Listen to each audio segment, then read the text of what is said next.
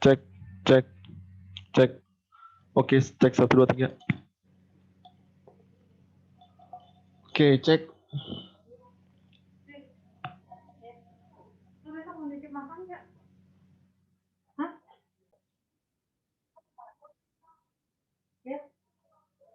Cek, cek. Oke, teman-teman. Yang sorry ada noise sedikit ya.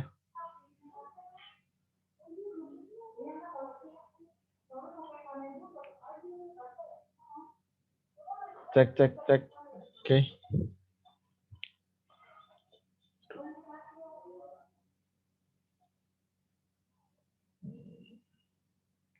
Jadi kita mulai ya teman-teman. Assalamualaikum warahmatullahi wabarakatuh. Selamat sore semuanya. Teman-teman yang baru join bisa langsung aja menyesuaikan. Langsung saja bisa menyiapkan laptopnya, bisa duduk atau gadgetnya masing-masing. Kita santai aja di sini. Oke, Assalamualaikum warahmatullahi wabarakatuh. Tadi udah salam ya. Perkenalkan nama kakak, seperti biasa, Muhammad Muhadas. Sebelum kita mulai, kita berdoa dulu bersama-sama. Menurut agama dan kepercayaan masing-masing, berdoa dipersilakan. Berdoa selesai, terima kasih. Oke. Ini ke sesi ketiga berarti teman-teman ya. Melanjuti dari sesi aviation lecture sebelumnya, yaitu sesi kedua tentang pengantar dari CSR 121. Nah, di sini kan kita kakak mengajarnya anak-anak SMK ya. Jadi kita bahasanya santai aja dan ini juga untuk pengetahuan kalian nanti ke depannya. Kalau misalnya kalian melanjutkan lagi di dunia penerbangan karena kalian kan SMK-nya udah SMK penerbangan. Nah, ini ntar kita harapkan dengan sekolah vokasi ini kalian bisa lanjutkan lagi ke jenjang lebih tinggi perguruan tinggi di dunia penerbangan. Jangan patah semangat, teruslah bersemangat walaupun pandemi, insya Allah dunia penerbangan pasti akan berjaya kembali. Karena kita dibutuhkan untuk memenuhi kebutuhan manusia termasuk untuk perkembangan ekonomi. Oke, kakak akan di sini menjelaskan program training ya di organisasi 121 lanjutan dari sesi kedua karena ada request dari teman-teman untuk menerangkan dari program training karena program training teman-teman masih bingung nih program-program training apa aja yang ada di dunia penerbangan karena program trainingnya banyak banget. Jadi katanya minta penjelasan. Jadi kakak di sini akan jelaskan sesuai dengan yang kakak tahu ya di 121 Supapen. Nah, kakak hanya menjelaskan apa ya, core-nya aja supaya kalian bisa mengerti secara garis besar. Namun kalau misalnya kalian ingin lebih paham lagi, kalian bisa baca sendiri CSR-nya satu persatu, poin per poin. Oke, ini background kakak ya. Kakak dari Diploma Manajemen, tadinya di Brawijaya University, kemudian melanjutkan di Sekolah Tinggi Penerbangan Aeronautics, Diploma Pilot atau Aeronautics. Kalau misalnya di luar tuh rata-rata udah sebutannya aeronatika ya. Kemudian kakak sekarang lagi melanjutkan bachelor degree di manajemen logistik SCM di YPKB Sanggar Buana University. Nah, ini ada beberapa background juga. FOO juga pernah menjadi research dan IT di CSAS, menjadi event organizer di Bangun Energy Academy Community, kemudian sebagai event organizer di Panji Institute Law School and Lawyers Community di sekolah hukum ya. Lanjut. Nah, ini dia CSR. CSR itu adalah Civil Aviation Safety Regulation. Jadi itu adalah peraturan-peraturan yang dikeluarkan oleh Kementerian Perhubungan yang diaudit oleh atau dimonitori oleh ICAO, yaitu adalah lembaga penerbangan internasional di bawah UN. Jadi gini, oke kakak akan melanjutkan dari mana asalnya CSR. Nah CSR itu kan pertama kalau untuk hierarki di perundang-undangan yang pertama adalah hierarki konstitusi Indonesia itu adalah Pancasila dan Undang-Undang Dasar 1945. Nah di situ juga ada turunannya undang-undang. Kalau misalnya undang-undang penerbangan itu kita di nomor 1, Undang-Undang nomor 1 tahun 2009, yaitu undang-undang tentang penerbangan. Nah, kemudian dari undang-undang tersebut keluarlah PP atau peraturan pemerintah yang dikeluarkan oleh kementerian-kementerian terkait. Nah, kiblatnya mana untuk, transportasi udara, yaitu kiblatnya di, Kementerian Perhubungan. Nah, Kementerian Perhubungan adalah lembaga eksekutif yang mempunyai peran penting dalam, peraturan-peraturan di dunia perhubungan. Nah, CSR sendiri itu bahasa Inggris ya teman-teman, karena CSR itu akan dimonitor oleh ECAO. ECAO itu jadi kalau misalnya ECAO itu hanya menyebutnya di GCA, tapi kalau misalnya di sini GCA yang dimaksud itu adalah, pemerintah-pemerintah dari negara tempat tersebut. Jadi kalau di sini kita berarti di Kementerian Perhubungan, Direktorat Jenderal Perhubungan Udara. Nah, untuk CSR sendiri, kalau misalnya kalian minta juga kayaknya ada deh, bisa di-download di, eee, website Kementerian Perhubungan, website menterinya, resminya, yaitu, kalau misalnya CSR bahasa Inggris, kalau misalnya bahasa Indonesia itu adalah Peraturan Keselamatan Penerbangan Sipil atau PKPS. Nah, jadi gini, kemarin kita kan udah melihat gambaran secara luas, garis besar di CSR 121. Karena kalau kita berbicara dengan CSR itu adalah produk hukum ya, produk hukum, yang dihasilkan dari pemikiran-pemikiran atau, keadaan-keadaan di lapangan, yang akan menjadi acuannya nanti dalam operasional atau dalam kalian, melakukan kegiatan penerbangan di Indonesia, di wilayah institusi Indonesia. Oh ya teman-teman, tadi kan, kita kan ngebahasnya tentang PP ya. Nah, PP itu kan di bawah kementerian. Nah, di bawah PP lagi ada namanya peraturan Pemda.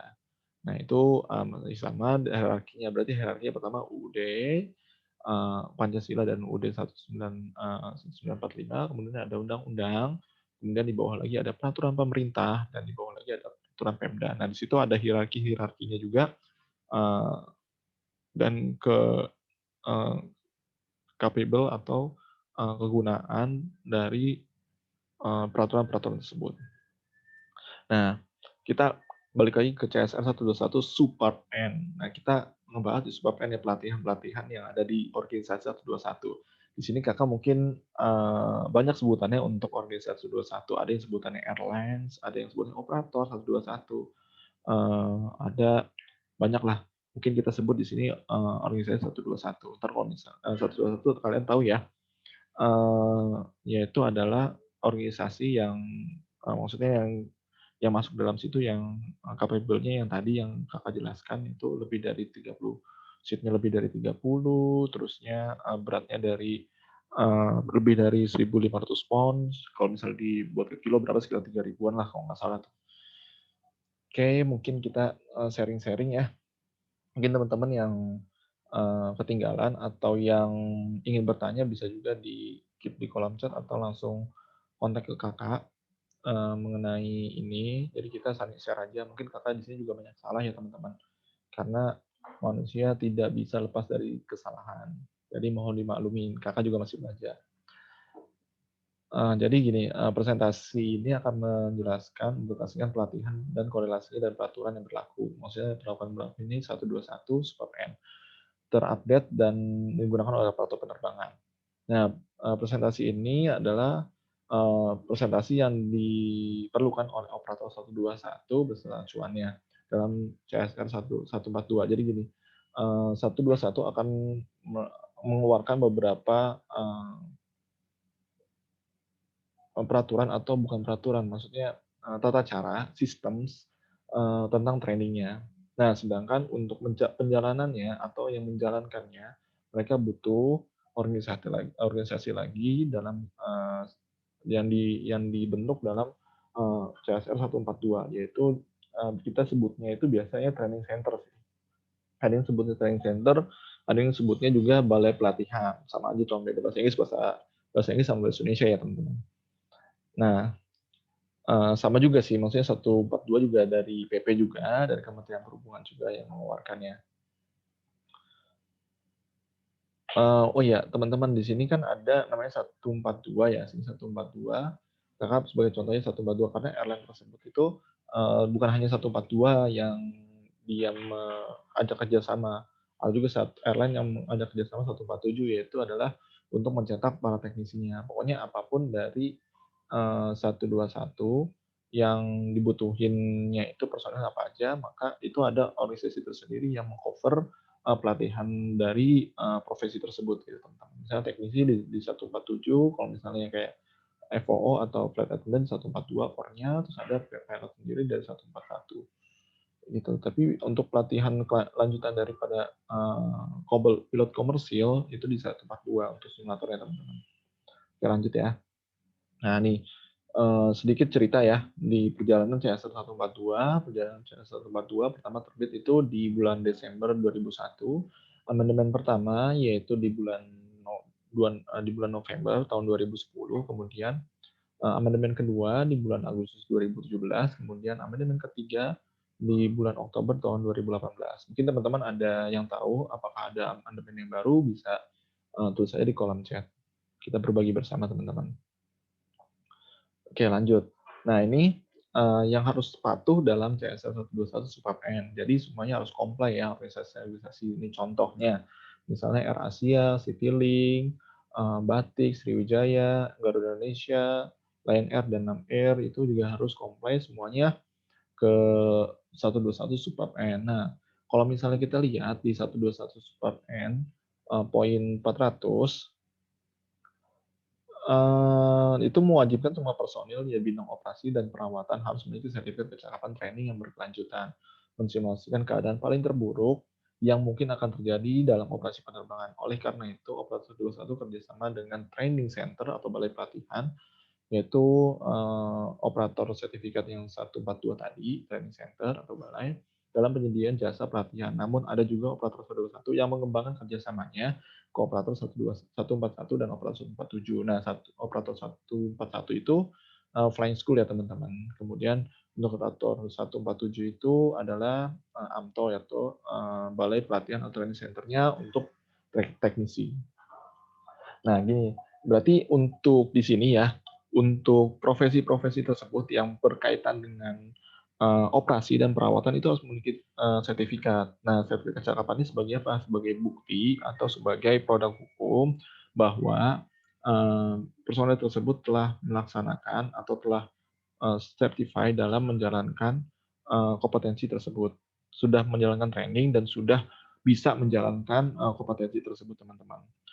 Dan itu juga ada beberapa training yang harus di-recurrent atau dilanjutkan. Nah, dalam training tersebut itu juga mensimulasikan keadaan-keadaan terburuk, misalnya kayak misalnya pilot itu harus mensimulasikan pesawat beberapa emergency yang harus dilakukan. Begitu pula dengan flight attendants dan begitu pula dengan FOO dan teknisi bagaimana untuk mensimulasikan atau mengatasi pertama troubleshooting, habis itu mengatasi kemungkinan-kemungkinan yang akan terjadi di operasi penerbangan yang paling terburuk itu bagaimana dan bagaimana untuk cara penyelesaiannya. Gitu teman-teman. Nah, ntar juga diajarin juga di dalam tuh ada namanya CRM gitu-gitu, kerjasama bagaimana, banyak lah sekali. Ini cuman garis besarnya, karena kalau misalnya bicara dunia penerbangan itu luas banget teman-teman. CSR-nya aja tebel sih, bisa bisa buat tidur juga. Dulu kakak waktu sekolah ini CSR nih gimana bacanya, ya buat bantal tidur lah. Oke, nah ini kakak di sini udah mengelompokkan beberapa sistem dalam Supap N. Yang pertama itu adalah di sini kakak pertamanya dari bawah dulu ya, kategori pelatihan yaitu programs yang akan dijalankan oleh personel tersebut. Kemudian adalah kategori instruktur dan perangkat yang kakak sebut dengan hardware dalam balai pelatihan atau dalam organisasi tersebut. Kemudian kurikulum dan silabus, softwarenya bagaimana. Nah ini saling tektokan ya antara 121 sama 142. Apa yang dibutuhkan dari 121 maka akan ditangkap oleh 142. Maksudnya ditangkap ini akan dijalankan oleh 142. Karena 121 sendiri tidak bisa menjalankan sendirian, harus harus bekerja sama lah. Karena banyak sekali di situ. Dan juga nggak profit juga. Terjadi pemborosan di situ apabila kalau dikerjakan dalam satu operator dari 121. Oke teman-teman, sekarang kita masuk ke kategori pelatihan ya. Kategori pelatihan. Nah, nih kalau misalnya kita mengacu dalam CSR 121.400, Ada beberapa poin yang harus dijalani dalam memaintain personil bekerja sama dalam bidang operasi penerbangan. Nah, pertama kalau misalnya kita lihat dalam, profesi operasi pesawat udara, oh ya teman-teman, ini hanya yang kalau di dunia perhubungan itu, di dunia, airline itu di organisasi 121 itu yang harus mempunyai kecakapan itu adalah operasi penerbangan. Nah, kalau misalnya untuk, personil-personil dari manajerial atau dari personil-personil dari servis itu tidak harus tidak harus punya, sertifikat yang dikeluarkan oleh, Kementerian Perhubungan gitu, teman-teman. Kayak misalnya nih, marketing itu ya mungkin sertifikat dari BNSP atau dari mana sudah cukup atau ijazah aja S1 mungkin maka sudah cukup, karena hubungannya tidak ada dengan safety. Tapi kalau misalnya, operasinya, operasi untuk penerbangan yang di eee, operator 121 itu harus mempunyai lisensi yang dikeluarkan oleh Kementerian Perhubungan. Oke, lanjut lagi ke ini ya, 4 kategori dalam pelatihan di operator 121. Nah, ini ada kategorinya ada 4, apapun itu profesinya, baik itu FOO atau, flight attendants. Nah, yang pertama ada initial, dan, transition training. Kemudian ada upgrading training, differential training, dan in-flight training. Oke, yang pertama nih, kalau misalnya eee, ini, yang ini kita jabarkan dari inisial itu, kalau misalnya inisial itu kayak misalnya kita baru selesai komersial pilot dari 141 atau dari flying school nih teman-teman.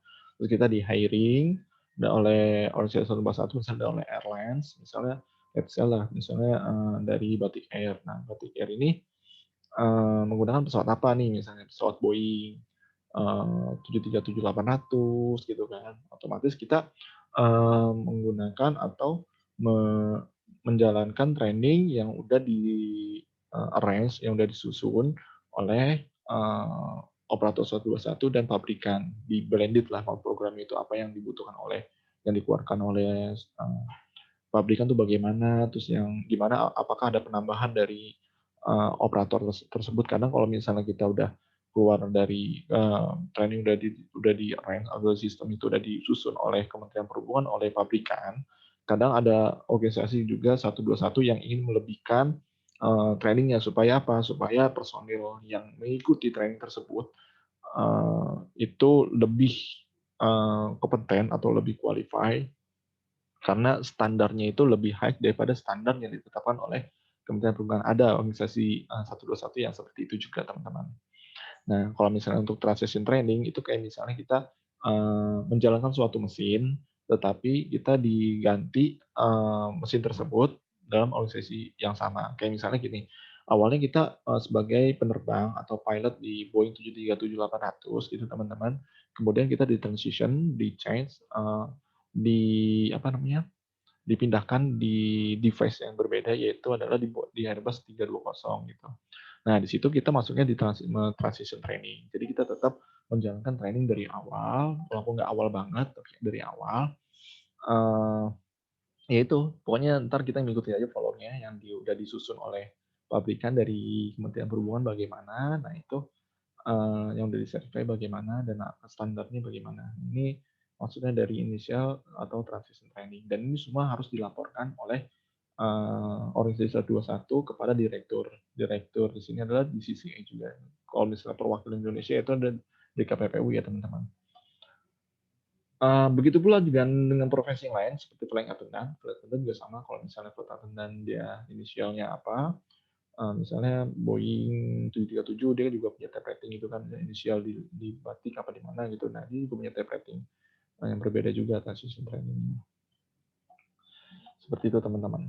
Misalnya dari Boeing ke Airbus gitu, dia misalnya tapi sama-sama, Copilot atau SIC. Sorry tadi, Kakak, eee, ada apa bentar.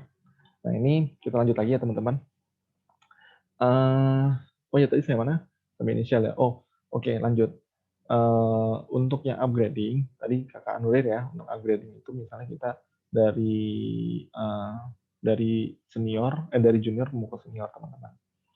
Nah, kalau misalnya untuk differences, itu kita upgrading dari, satu varian, kayak misalnya dari Boeing 737 klasik, atau, 300-500 menjadi Boeing 787 itu yang differences. Kalau upgrading kita udah jalan mau ke PIC, kayak misalnya dari pilot, misalnya kita contohnya pilot yang let's say dari SIC kita pengen jalan ke PIC. Nah, itu kita harus ada namanya upgrading training dulu.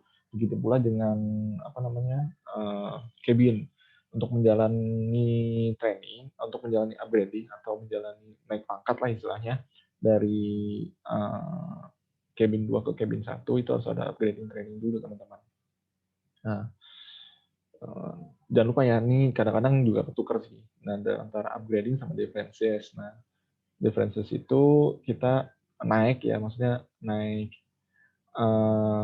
Ada yang bilang naik sih, sebenarnya masih one variant sih ngomongnya kalau misalnya di SI-nya. One variant di SI 8900 kalau nggak salah. Ntar kakak kasih lihat ya habis ini ya. Nah, itu dia differences itu ya dari 800 masih same variation sih. Nah, oke, kalau misalnya ragu kita lihat lebih jelasnya ya teman-teman. Kakak udah nge-download juga nyari-nyari buat teman-teman. Nah, nih. Nah, di sini ada, nah ini dari sini transition training. Nah, ini yang tadi ya, jelas ya. Nah, dari SIC 737, re-size itu SIC 8020. Tadi dia belum punya jam juga di 8020, makanya dia namanya transition training. Nah, begitu pula dengan differences training. Nah, differences training itu, nah ini masih kata kuncinya di sini sih. Same facility, same capacity, in same capacity on particular variation that airplane. Nah, ini misalnya dari Boeing 737 kasih ke Boeing NG 800. Nah, ini ada nih. Nah, berarti training. Nah, ini dari SIC ke SIC atau G. Nah, ini kemudian untuk recurrent training itu yang harus direkurrent, ntar kakak jelasin juga. Yang harus apa namanya di refresh lah istilahnya dari beberapa periodnya juga. Tapi dan same dan operasional same, maksudnya same itu sama sama tipe aircraftnya, same positionnya, cuman dia merefresh aja. Oke, balik lagi ke ini ya, ke PowerPoint. Oke. Nah, nih in-flight training semua profesi di bidang operasi, apalagi yang operasi yang terbang ya, entah FO juga ada flight trainingnya. Kita ada namanya PAN flight.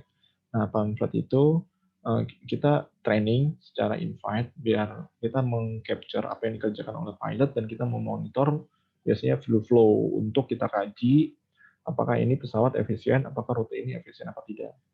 Nah, pramugari juga ada in-flight trainingnya, apalagi kalau misalnya untuk flight deck crew ya, atau pilot itu pasti ada land training. Kita sebutnya land training atau in-flight training. Nah, terus kemudian dalam pelatihan tersebut harus disimulasikan keadaan abnormal atau emergency. Itu udah pasti sesuai dengan CSR Subpart Enter, teman-teman bisa baca sendiri. Nah, yaitu tiap pelatihan harus ada ground training atau flight training. 121.407. Nah, di sini juga ada maksudnya ada yang disebut flight training itu OJT juga ada sih sebutnya. Kayak misalnya land training itu ada yang sebutnya OJT. OJT sama aja on job training. Ada beberapa yang sebutnya OJT kayak di EasyJet sama di Ryanair itu sebutannya OJT. Nah, kemudian program inisial itu harus di-approve dan diberitahukan oleh DKPPU selaku perwakilan di GCA yang memonitor pelatihan operasional pesawat udara personal ya. Kemudian, nah ini training yang harus di recurrent, inisialnya harus mendapatkan dan ada yang harus di recurrent atau tidak. Teman-teman bisa baca sendiri. Ada PBN, ada company introduction atau basic indok, nggak usah di recurrent. Cukup anak-anak yang awal doang. Ini kita biasanya sebutnya MOS nih, MOS atau masa organisasi sekolah, tapi ya basic indok lah. Nah, kemudian ada WinC Training itu harus di-recurrent juga, CRM itu harus di-recurrent, transportasi code itu harus di-recurrent, banyak lah ini tiap tergantung sertifikatnya, berlakunya berapa lama. Nah, mungkin ntar akan di-schedule-kan oleh tim scheduling di organisasi 121, mungkin akan di-recurrent terus gitu. Makanya jadi pilot itu non-stop learning, nggak cuma jadi pilot doang, dari FO juga sama non-stop learning, karena dalam dunia penerbangan itu ada hal-hal yang mungkin akan berubah terus-menerus, baik itu dari sisi regulator, dari sisi regulasi, sistem kerja, dan mungkin ada teknologi yang terbarukan, teknologi terbaru yang mungkin kita harus belajar juga. Makanya di refreshing tersebut kita harus belajar juga teknologi yang terbaru. Oke, baik ya. Nah, next kita mungkin ke kategori instruktur dulu, teman-teman.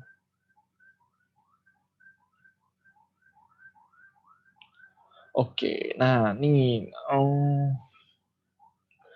kategori instruktur dan perangkat training atau devices. Nah, device, nah ini banyak lah, teman-teman bisa baca sendiri ya. Itu udah ada di 121. Nah, begitu pula dengan di 142, teman-teman juga harus membaca. Pokoknya dari 121 Super N itu disinkronisasikan di 142-nya juga. Pokoknya secara garis besar, perangkat yang berarti harus sertifikasi, harus setuju ya di CCA, dan ada tingkatan kategorinya. Nah, sertifikasi dan setuju ini pasti ada audit nih. Nah, auditnya itu kalian bisa baca sendiri nanti, beberapa lamanya kakak kurang tahu juga. Pokoknya bukan kurang tahu, kakak nggak bisa menjabarkan karena kalau dijabarkan terlalu banyak slide-nya nantinya.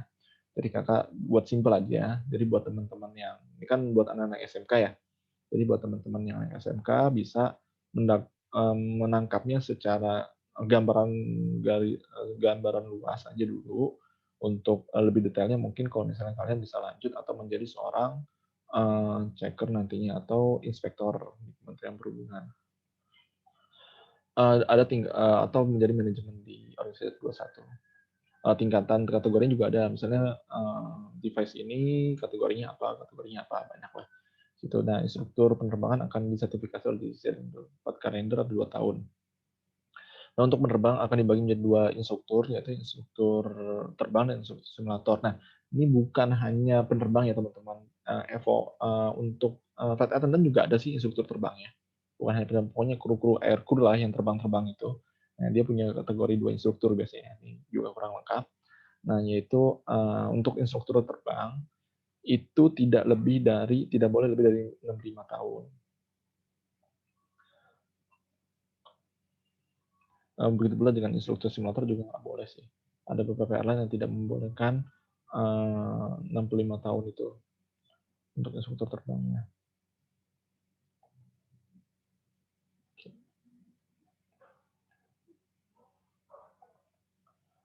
Oke, sekarang ke kurikulum. Nah, di kurikulum itu kita mengacu silabus 121 poin 4003 ya, 4003. 403 nih, sorry. Salah nih, kebanyakan nolnya. Jadi gambarannya pokoknya segala gambaran besarnya itu teman-teman bisa baca saja di CSR Subpart N. Nah, nanti untuk lebih detailnya biasanya akan disusun oleh orang-orang bagian training di airline atau di organisasi 21. Yang jelas dalam CSR kan, karena kalau misalnya di susunan tersebut itu ada jam-jamnya, terus ada apa namanya, ini harus dilakukan setelah apa, ada step-stepnya semua. Dan kalau misalnya ini kan hanya uraian terperinci, tampilan gambar manuver, prosedur fungsi, abnormal, gitu lah, pokoknya daftar semua maket pesawat pelatihan dari sini. Kalau misalnya dari setiap kru menerangkan harus mencakup beberapa. Nah, daftar mata pelajaran utama dalam darat, misalnya masuk pelajaran pelatihan ada disediakan apa aja, daftar market apa aja, device apa aja, gitu. Pokoknya hanya tulisan gitu aja, daftar gitu. Misalnya untuk apa? untuk, gambaran silabusnya yang pasti itu di organisasi 121-nya biasanya akan di-arrange oleh orang-orang training, teman-teman. Nah, di sini juga catatan dalam, hal ini juga terdapat dalam 2 subbab N yang harus disinkronasikan. Nah, dari 121 akan, mengumpan, yaitu kayak uraian terperinci apa-apa gitu, entar akan ditangkap oleh, 142 sebagai, organisasi yang menjalankan atau penyedia jasa training yang akan dijalankan oleh organisasi 121, teman-teman.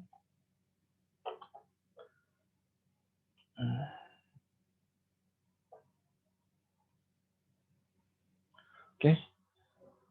Oke, mungkin sekian, lecture dari Kakak, pada sore hari ini.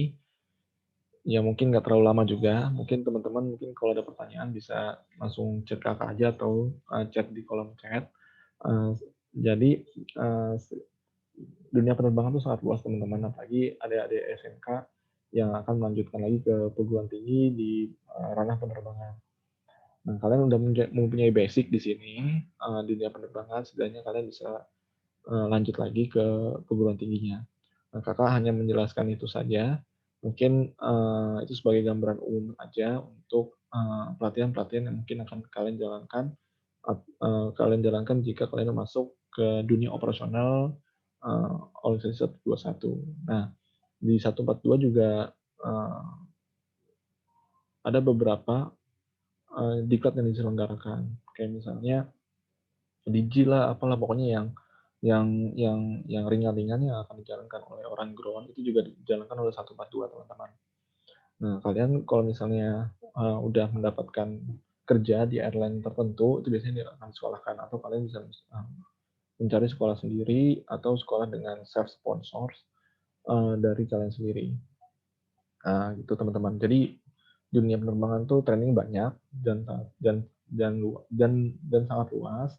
Jadi, kalian mau jadi apa aja di penerbangan, silakan saja sesuai dengan passion kalian, tetap semangat dan tetap terus berkarya. Kakak minta maaf ya apabila ada salah-salah kata, itu datang dari Kakak, dan apabila ada yang ingin didiskusikan atau ingin dijabarkan lebih lanjut, feel free aja, kita terbuka, bisa di kolom chat atau dihubungi Kakak, dan jangan lupa mengikuti terus, lecture dari CSAS. Semoga bermanfaat. Assalamualaikum warahmatullahi wabarakatuh.